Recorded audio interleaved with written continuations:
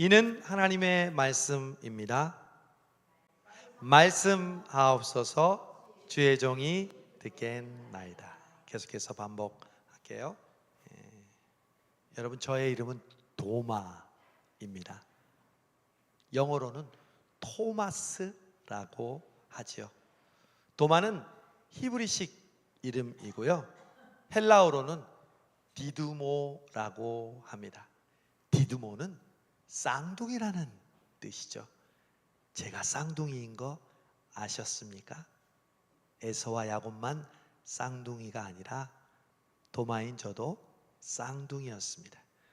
요즘 행복하다고 소문난 성수동 교회를 지난주 막달라 마리아에 이어 저를 부활의 증인으로 초대해 주셔서 대단히 감사합니다. 근데 왜 아까부터 저를 그런 꺼림칙한 눈으로 보시는지 모르겠습니다. 별로 제가 반갑지 않으신가 보죠? 제가 부활의 증인으로 여러분 앞에 선 게 그렇게 여러분을 마음을 기쁘게 하지 않는 것 같습니다. 네, 압니다. 저의 이름 앞에는 항상 별명처럼 따라다니는 수식어가 있죠. 의심 많은 도마. 의심. 근데 여러분한테 이건 정말 물어보고 싶었습니다. 여러분, 제가 왜 의심이 많다는 거죠? 왜 저를 의심 많은 도마라고 여러분은 생각하십니까? 예수님은 한 번도 저에게 왜 의심하였느냐 혹은 의심 많은 도마야 라고 말씀하신 적이 없었습니다. 아마 여러분이 헷갈리나 본데요, 오늘도 여러분이 읽은 말씀에는 믿음이 적은 자여 왜 의심하였느냐라는 말이 예수님이 저한테 한 말인 줄 아시죠? 천만의 말씀입니다. 예수님이 베드로에게 하신 말씀입니다. 베드로가 무리를 걷다가 빠져나가는 것을 보고 예수님이 믿음이 적은 자여 왜 의심하였느냐라고 하신 말씀입니다. 왜 베드로에게 한 말인데 왜 그 말을 저에게 한 말로 여러분 착각하십니까? 억울합니다. 그리고 말이야 바른 말이지, 예수님이 부활하셨다는 걸 나만 안 믿은 거 아니잖아요. 지난번 목사님이 설교하셨던 그 글로바라는 친구, 그 친구도 엠마오로 가는데 부활하신 주님이 함께 있었는데 예수님인지 알아채지 못했잖아요. 그 친구들도 예수님이 부활하실 걸 믿지 않았다고요. 예수님의 제자들도 마찬가지고요. 결국 예수님이 찾아와서 눈으로 보고 믿은 거이잖아요. 저도 부활하신 예수님이 제 눈앞에 보여지고 저에게 말씀하셨다면 저도 당연히 믿었겠죠. 보고 나서 믿는 게 뭐가 그리 의심 많은 건가요? 여러분이 학교에서 배운다면서요. 뭐라더라? 자연과학? 그래, 자연과학. 자연과학은 확실한 증거가 있어야, 증명이 돼야 참 진리가 된다면서요. 저도 그렇게 따지면 자연과학적인 측면에서 보면 합리적인 사람이지 의심 많은 사람이 아닙니다. 심지어 저를 초딩 같다는 말도 들어본 적이 있습니다. 제발 저에 대한 선입견을 버려주세요. 앞으로 제 이름 앞에 의심이란 단어를 함부로 붙였다간 알아서 하시기를 바랍니다. 무슨 의심의 아이콘이래, 잘 알지도 못하면서. 지들이 나를 알면 얼마나 안다고. 제가 흥분했습니다. 제 혼잣말입니다. 용서하고 들으시기를 바랍니다. 그만큼 억울하다는 것이 이 도마의 심정입니다. 여러분, 오늘 제가 진짜 어떤 도마인지 여러분에게 알려드리고 싶습니다. 오늘 제 이야기를 들으면 도마에 대한 여러분의 고정관념이 사라지게 될 겁니다. 뿐만 아니라 저처럼 보고 들어야 믿는 저와 같은 분들에게 부활의 주님이 저에게 그랬던 것처럼 여러분을 똑같이 만나 주실 겁니다. 자, 저 도마를 제대로 이해하려면 어떻게 해야 할까요? 사실 설명이 필요 없습니다. 그냥 성경을 보시면 됩니다. 제가 별로 유명한 것 같지 않아도요, 제자들 가운데 그래도 분량으로 따지면요 탑 3 안에 듭니다. 마태와 마가, 그리고 누가는 자신들의 책에서 그냥 제 이름을 한 번만 쓰고 넘어가서 분량과 존재 가치가 없는 사람처럼 보이지만 저랑 친했던 요한이 쓴 요한복음에서는요, 제 이름과 제가 했던 말이 몇 번이나 나올까요? 3번이나 등장합니다. 그래서 분량만 따져도 제가 제자들 중에 탑3 안에 들어간다는 거예요. 요한이랑 제가 좀 사이가 막역하거든요. 저의 진가를 알아주는 친구라고나 할까? 자랑이 아니라 그렇다는 겁니다. 요한복음의 첫 번째로 제가 등장하는 장면은 예수님께서 나사로를 다시 살리신 이야기에 제가 등장합니다. 예수님은 베다니에 살고 있는 마르다와 마리아의 오라버니인 나사로를 병들어서 죽어 있다는 소식을 들었습니다. 그런데 이상하게도 예수님은 곧바로 안 가시고 늑장을 부르시는 거예요. 그리고 이틀이 지나서야 예수님께서 이제 유대로 다시 가자라고 했을 때 우리들은 사실 예수님을 말렸습니다. 왜 말렸냐고요? 사실 예수님이 지금 유다 예루살렘으로 간다는 건 세례 요한이 바른 소리 하다가 얼마 전에 옥에서 목베임을 당했거든요. 그래서 예수님도 예루살렘에 가시면 매우 위험한 상황에 처한다는 것을 알았기 때문에 예수님이 대제사장과 관원들의 데스노트의 넘버원이었잖아요. 그래서 이 상황에서 유다 예루살렘으로 간다는 것은 아무리 나사로를 방문하러 가는 거라지만 불구덩이 속으로 들어가는 거였거든요. 그래서 얼마 전 6월절 명절 때도 예수님은 일부러 내려가지 않고 갈릴리에서 오병이의 기적을 일으키지 않았습니까? 그런데 예수님이 이 상황에서 유대로 내려가신다고요? 다른 제자들은 예수님을 한사코 만류했습니다. 선생님, 방금 전까지만 해도 유대인들이 돌려치려고 했는데 그리로 가시면 세례 요한처럼 무슨 봉변을 당할지 모릅니다. 그러나 예수님은 단호하셨습니다. 우리 친구 나사로가 잠들었도다. 깨우러 가자. 바로 그때 제가 참다 못해 이렇게 외쳤습니다. 여러분 기억하십니까? 우리도 주와 함께 죽으러 가자. 제가 했던 말을 여러분 한번 같이 외쳐주시기를 바랍니다. 시작. 우리도 주와 함께 죽으러 가자. 어떤 사람들은 나의 이 말을 빈정대면서 말했다고 합니다.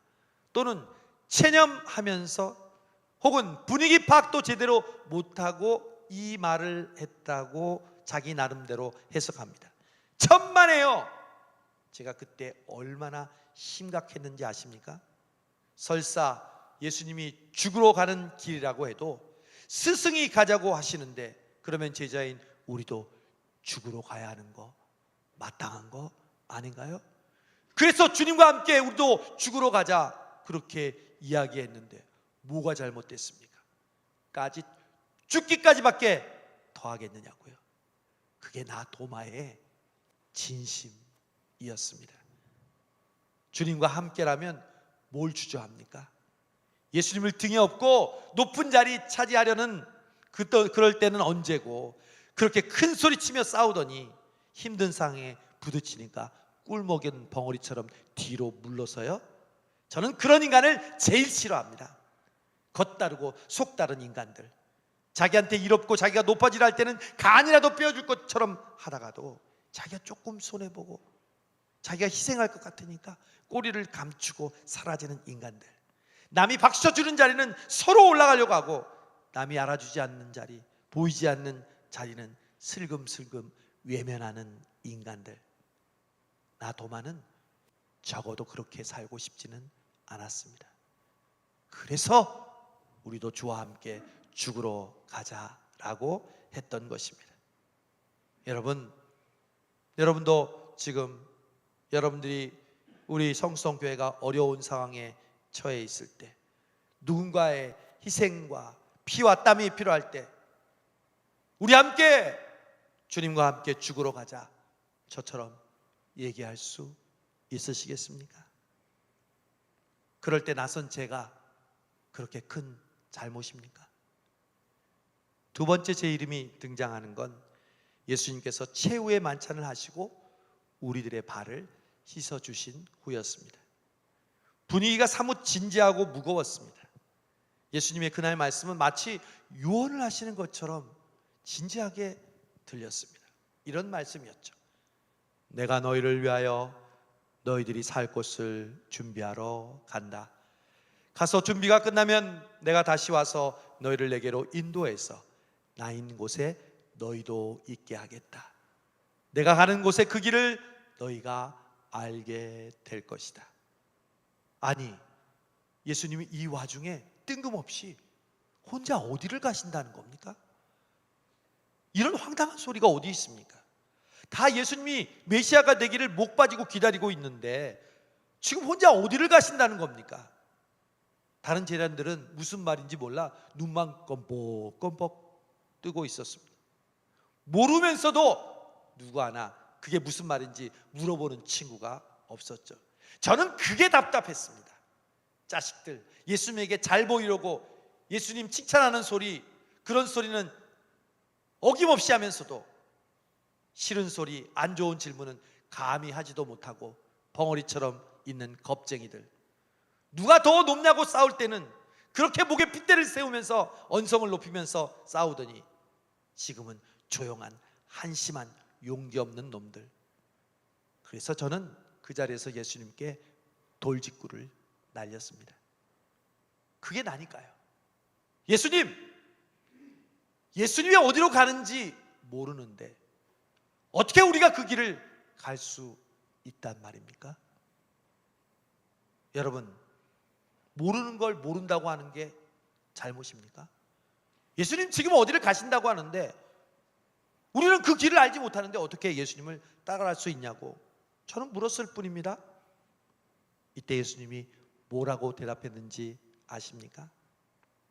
아마 예수님이 말씀하셨던 성경에 나온 가장 유명한 구절 중에 한 말씀을 제 질문 때문에 했다는 거 여러분 알고 계십니까? 제가 그렇게 물어봤을 때 예수님께서 이렇게 말씀하셨죠. 여러분도 금방 하실 수 있을 것이요. 내가 곧 길이요 진리요 생명이니 나로 말미암지 않고는 아버지께로 올 자가 없느니라. 이 말씀 여러분 잘 아시죠? 누가 질문해서 이 말씀을 하셨다고요? 도마인 내가. 그 질문을 했을 때 예수님께서 이 귀한 말씀을 대답해 주셨다고요. 여러분 그렇게 성경을 읽고 큐티하고 필사하면서도 그걸 아셨습니까? 저는요 최소한 모르면서 아는 척 가만히 있거나 고개를 끄덕이지 않는 사람입니다. 그냥 모르면 모르겠다고 합니다. 그런 제가 여러분 부끄럽습니까? 제가 그렇게 모자라 보이십니까? 알지도 못하면서 아는 척하는 게 정말 부끄러운 거 아닌가요? 교회 오래 다니면 봉사 많이 하면 다 아는 것 같죠? 정말 다 알아요? 그냥 모르면 모른다고 하세요. 저처럼 똑똑하지 못해도 우리는 솔직해져야 되지 않겠습니까? 마지막 세 번째, 제 이름이 등장할 때는 저는 제자들과 함께 있지 않았습니다.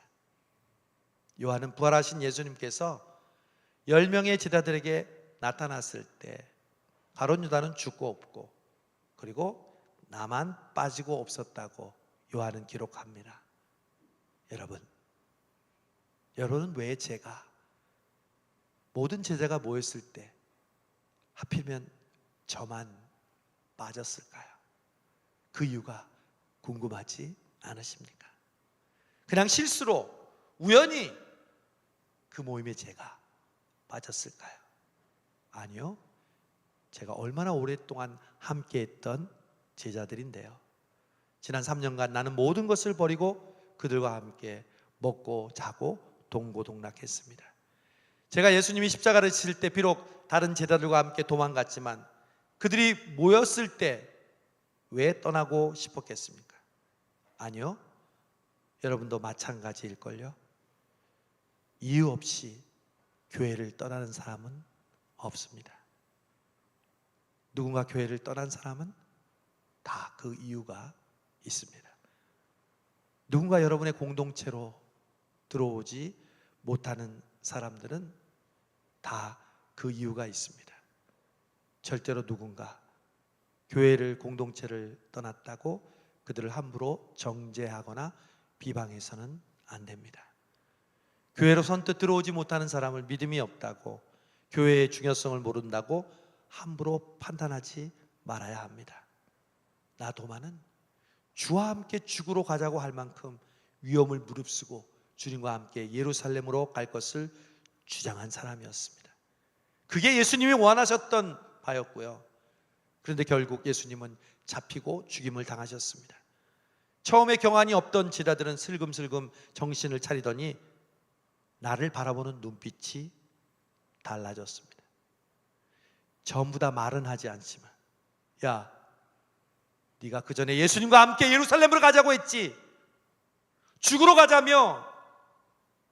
우리가 말렸을 때 예수님이 예루살렘으로 안 갔으면 이런 일은 없었을 텐데.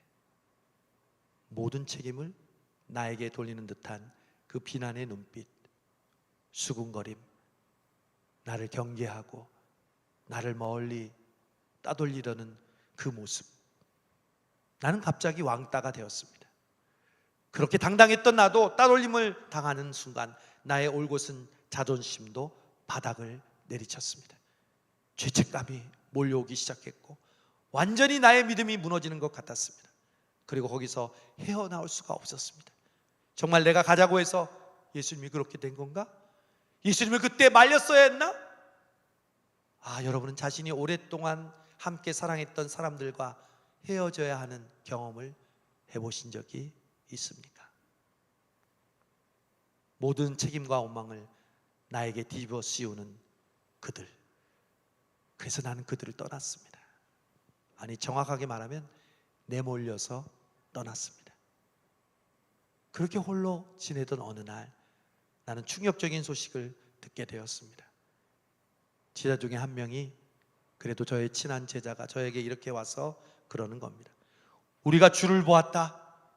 처음에는 거짓말하는 줄 알았습니다. 또 나를 그렇게 완전히 왕따시키는구나. 그런데 표정을 보니까 진지합니다. 그리고 한 명도 아니고 10명이 동시에 보았다는데 저는 할 말이 없었습니다. 그래서 나는 그랬습니다. 내가 그분의 손의 못자국을 보고 내 손가락으로 그 못자국을 만지며 내 손을 옆구리에 넣어보지 않고는 난 믿지 않겠다. 여러분, 이게 의심이 많은 증거입니까? 내가 의심이 많아서 만져봐야, 손가락을 넣어봐야 믿겠다고 말한 걸까요? 저도 믿고 싶었습니다. 왜 하필 저만 빼고 그들에게 보여주셨냐고요? 왜 남들은 다 있는데 저만 없을 때 나타나셨냐고요? 주님마저 저를 왕따시키는 거 아닙니까? 그래서 나도 보여주면 니들처럼 믿겠다고 한 것인 뿐입니다. 안 믿겠다는 말이 아니라 나도 니들처럼 보고 싶다고 했던 표현입니다. 이제 마지막 네 번째 제 이름이 등장하는 순간입니다. 왜 나만 빼고 예수님이 그들에게 나타나셨을까? 예수님이 나를 안 만나 주실 리가 없다고 저는 생각했습니다. 내가 다른 제자들한테 왕따 당할진 몰라도 예수님은, 내가 아는 예수님은 절대 나에게 그럴 분이 아닌 것을 나는 알고 있었습니다. 그럼요, 나는 예수님과 함께 죽을 것도 각오했던 제자인데요, 그럴 리가 없습니다. 그런데 왜 나만? 그 생각을 하니 슬퍼지고 눈물이 났습니다. 왜 그렇게 서럽고 왜 그렇게 서글픈지. 부활하신 주님도 만약 나를 따돌리셨다면 정말 견디기 힘들었습니다. 그렇게 힘든 하루하루를 보내다가 그로부터 8해가 지났습니다. 그날도 제자들과 함께 있었지만 저는 꽂아놓은 보릿자루 마냥 불편한 마음으로 구석에 혼자 앉아 있었습니다. 그때였습니다. 부활의 주님이 나타나셨습니다. 저는 그때를 분명하게 기억합니다. 먼저 늘 하시던 샬롬, 평화의 인사를 하시고 다짜고짜 한 사람을 주목하고 다가오셨습니다. 바로 도마인 저에게 말이죠. 그분이 나를 보고 계셨습니다. 그리고 나에게 천천히 다가오시며 말씀하셨습니다. 도마야. 예수님이 평소에 불렀던 저의 이름. 그분은 미소를 짓고 계셨습니다. 도마야, 이리 와서 내 손가락을 내 옆구리에 넣어보렴. 너 나랑 죽으러 가자고 했잖아. 나는 기억해. 근데 왜 그러고 있어? 믿음 없는 자가 되지 말고 믿는 자가 돼야지. 저는 그 자리에서 털썩 무릎을 꿇었습니다. 차마 제 손으로 그분의 허리를 만질 수가 없었습니다. 그래서 엎드려 떨며 말했습니다.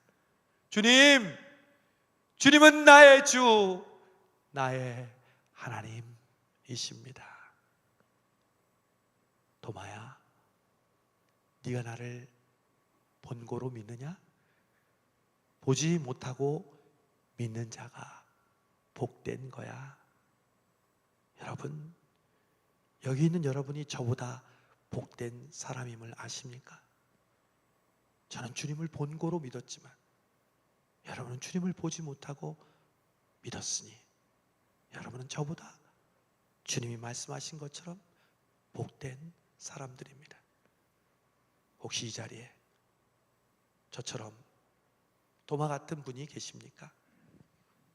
교회나 공동체나 신앙을 떠나 계셨던 분이 있습니까?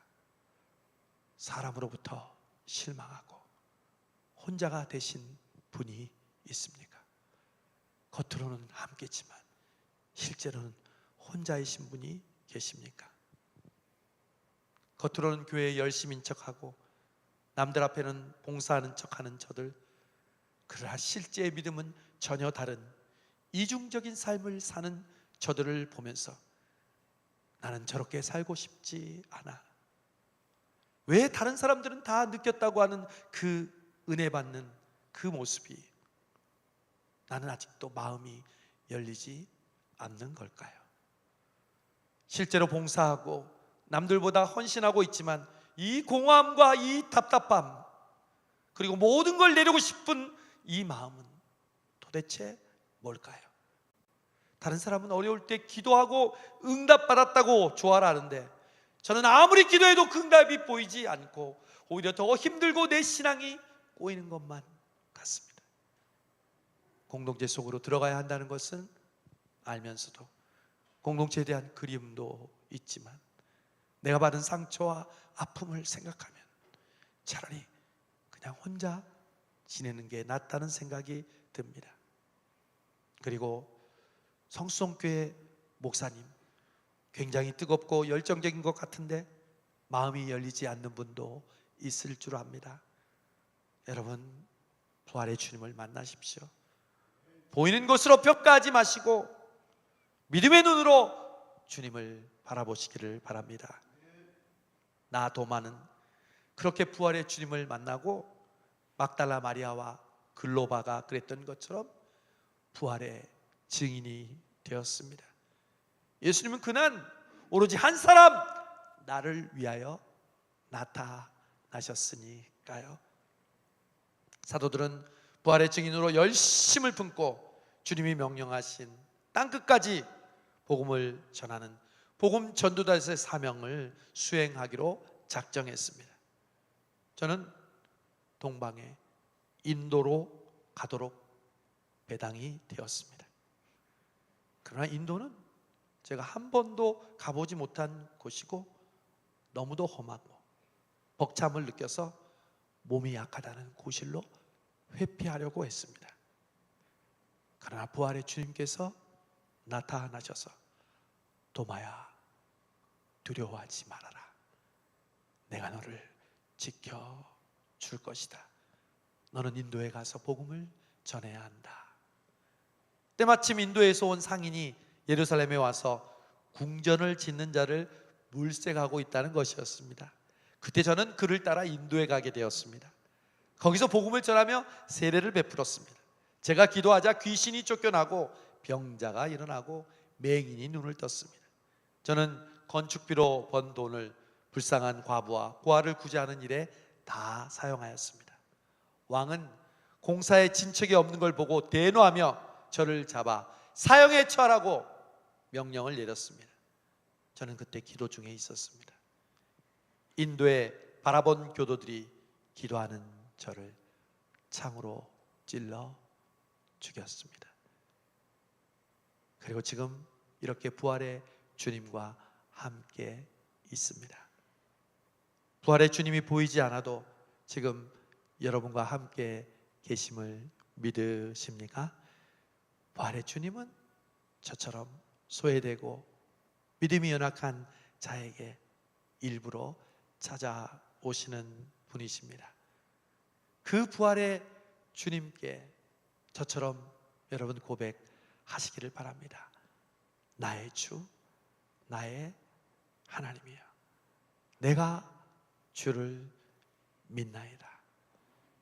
여러분, 이제 도마로부터의 여러분의 선입견이 좀 사라지셨습니까? 저 도마는 의심 많은 도마가 아니라 예수님을 정말 믿고 싶은 도마였습니다. 예수님과 함께 죽으러 가기로 이미 각오한 사람이었고, 마침내 저는 예수님을 전하다가 순교한 내 말대로 내 꿈을 이룬 사람이 되었습니다. 사랑하는 성수성교회 성도 여러분, 이 예배에 참석한 우리 청년들과 성도 여러분, 오늘 저의 간증을 통해 여러분도 제2의 도마가 되어 예수님을 만나고 예수님을 위하여 살고 죽는 부활의 증인들 되시기를 주님의 이름으로 축복합니다. 도마를 만나주신 부활의 주님, 여기 있는 오늘 한 심령 한 심령을 만나주시려고 오늘 이 귀한 말씀을 들려주심을 믿습니다. 주님, 우리도 도마같이 주님을 정말 믿고 싶고 주님을 위해 죽고 싶은데 때로는 우리의 생각대로 마음대로 되지 않아 주님을 멀리했던 때가 있었음을 고백합니다. 주여, 이제도 우리와 함께하여 주시고 도마처럼 주님을 나의 주 나의 하나님으로 고백하게 하여 주시고 그 만난 부활의 주님을 땅끝까지 증거하는 부활의 증인으로서 살아가는 우리 모든 성도들과 청년들, 이 자리에 참석한 모든 성도들 되게 하여 주옵소서. 예수님의 이름으로 기도합니다. 아멘.